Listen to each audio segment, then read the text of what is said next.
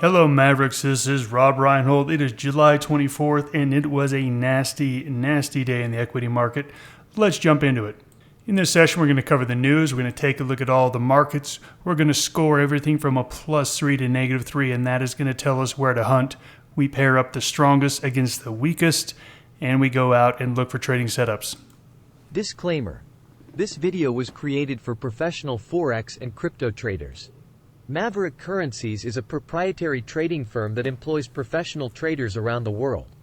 Our traders trade firm capital and keep 70 to 80% of profits they generate. All trades and analysis in this video are for professional traders only. If you are interested in becoming a professional Forex and currency trader for Maverick, click the apply button in the video description. Let's break down what happened today. All the markets started off on the wrong foot because of Google. Google and Tesla last night came out and they missed earnings. Google was down fairly substantially, Tesla down fairly substantially, and that led to a rout on technology stocks. Overnight, we got European PMIs that were weaker than expected across the board except for France. France beat the numbers, but pretty much everywhere else weaker than expected. And then we've been waiting for this Bank of Canada rate statement. They did exactly what the market thought it was going to do, which was cut rates by 25 basis points.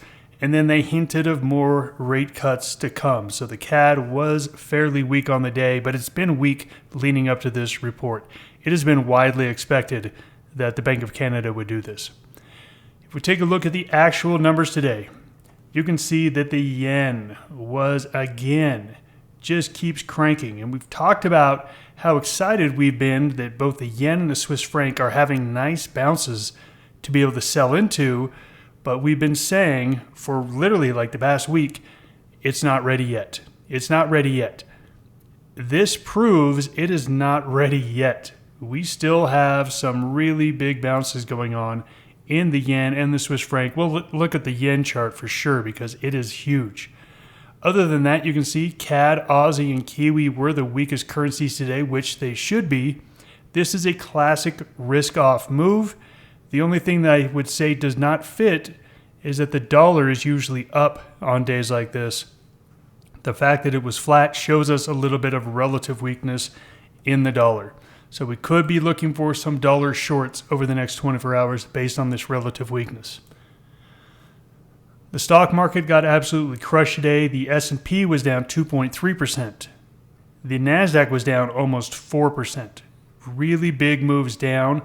I was very impressed with the lack of sell-off in crypto. And in fact, crypto was up nicely in the morning. It just kind of got sold off with everything else throughout the day. But crypto looked good here. I am still constructive on bullish trades on crypto, but I really want to see the equity market stop free falling. I think that's going to be really the trigger that helps the crypto market go a little higher. Gold barely down, oil flat, not much to talk about there. And Ethereum was the weakest of all of the cryptos. And this is interesting because the Ethereum ETFs just started trading. A lot of people were excited for this because when the Bitcoin ETF started trading, Bitcoin took off. Well, it wasn't the same because there's about 1/10 of the volume happening on the Ethereum ETFs than the Bitcoin ETF.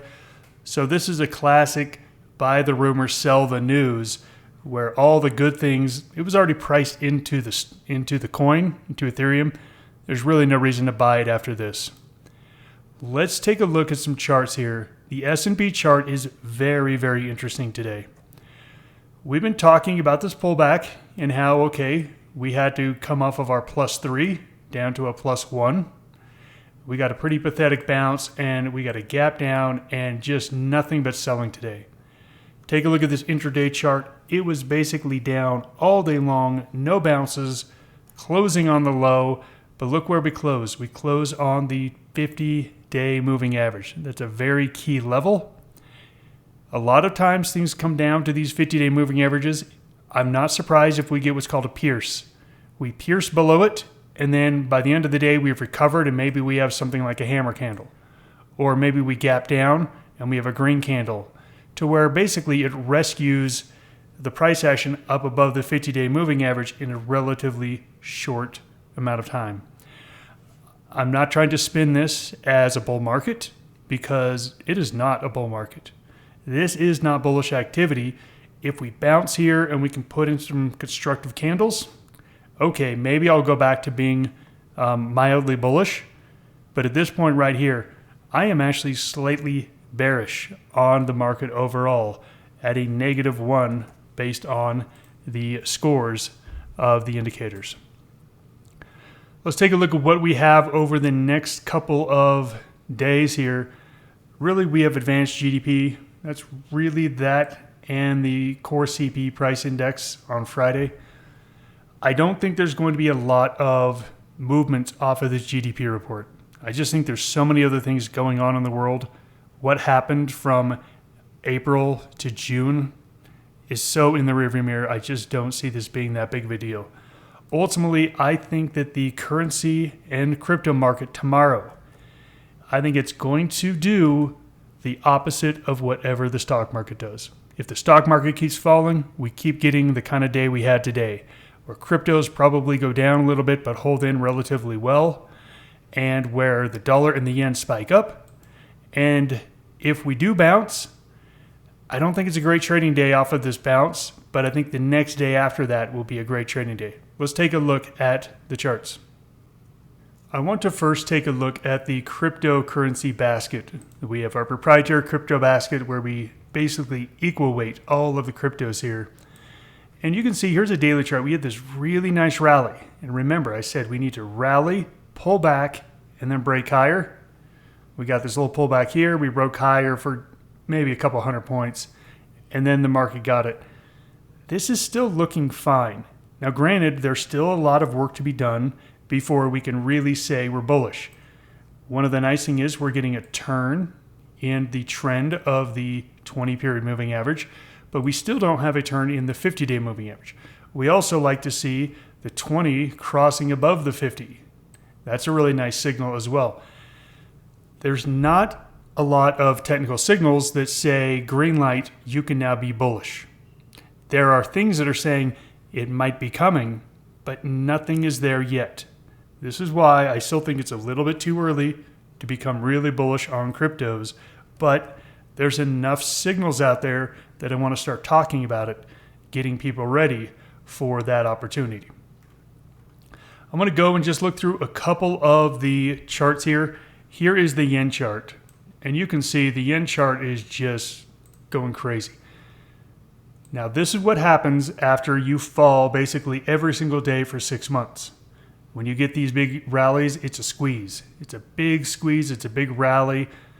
Okay, so if we really take a look at where this rally has gone, okay, we're back to where we were in April, but we're nowhere even close to where we were at the first of the year. This is going to be, in my opinion, a really good shorting opportunity on yen, but it is not here yet. And remember, look at what happened with yen. I'm not saying that that move is going to happen again, but you don't need to be in on the very first candle of a red candle up top. You have time to wait. I'm patiently waiting to short yen. I'm not doing it here. It is going to rip your face off if you're trying to short yen here. And we can say pretty much the same thing for the Swiss franc. It's not as powerful, but it really didn't have the kind of fall like the yen did. So there's just not all that energy like an elastic band to snap back. Let's take a look at dollar, because dollar was relatively weak. And what happened? Well, we bounced right up to our upper trend line and turned back over. I do not mind the dollar here for a short. Understand that it's not a trend trade. This is more of a range-bound trade. So we've come up, we've hit the top of the level, we're coming back down. Granted, this was a green candle, but again, just trading levels. We hit the high, likely to come back to the low. Remember, it usually does really well on a big down day. It didn't. The question is the dollar the best short? And it's not. There are better shorts out there. We've got the CAD.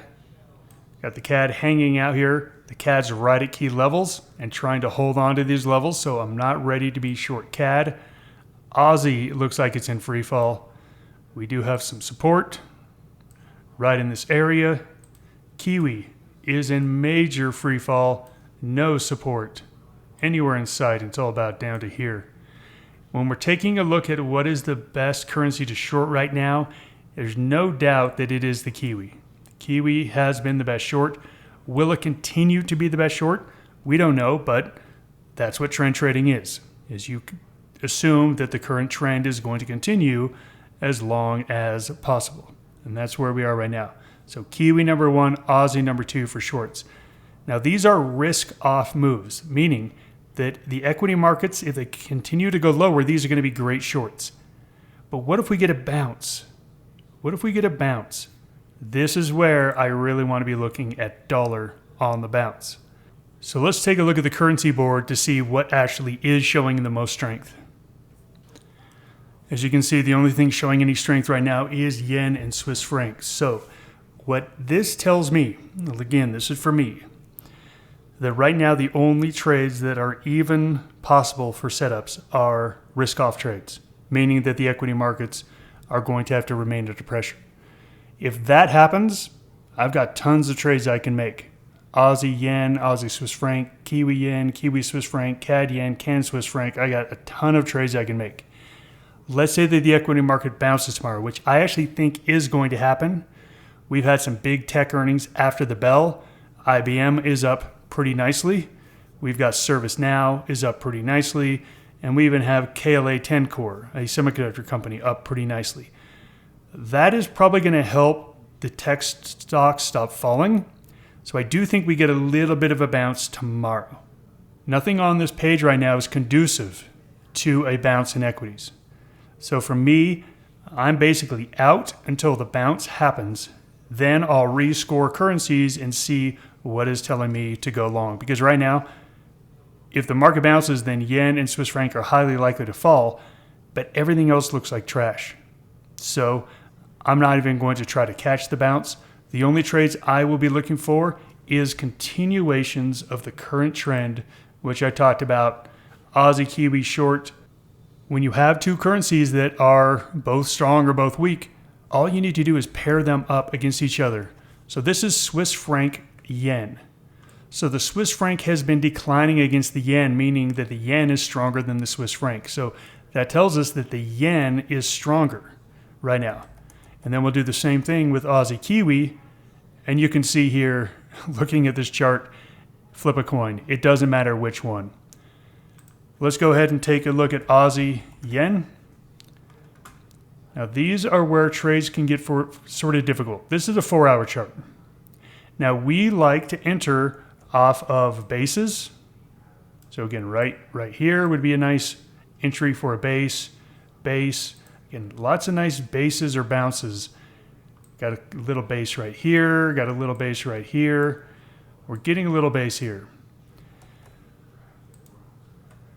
We just need to be able to look at this and say, okay, if it goes below a certain point, and it looks like it's somewhere around 101.10, maybe even down here to 101.04, that's going to be the entry point here for a short on Aussie yen. These are tough to get into because you tell yourself it's already gone down so much.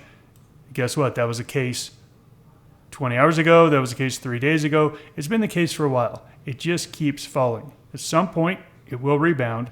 But until then, the trend is likely to continue. So Aussie yen, let's take a look at Kiwi Swiss franc. You can see the same thing. Bases, we like these bases. We like to get short off these bases as they break down. To wrap this up, the only setups right now are risk-off moves. So if the market bounces tomorrow, you got to just throw everything away. Throw everything away and sit out, and then we can rescore tomorrow. And then if we get a continuation of that bounce, we know what to do. If we don't get a continuation of the bounce, then maybe these charts like Aussie yen and Kiwi yen are going to give us a nice little bounce to sell into to make some nice trades on Friday. That's it for me. Thanks for joining me. Goodbye, everybody.